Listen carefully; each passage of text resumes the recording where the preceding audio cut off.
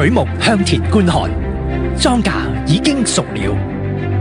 當我哋話主再嚟嘅日子近了，喺世上仲有一半以上嘅人連主嘅名字都未聽過。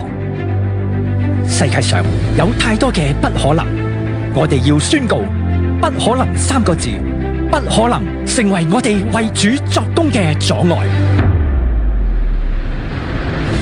為主捨棄，先至可以為主得着更多。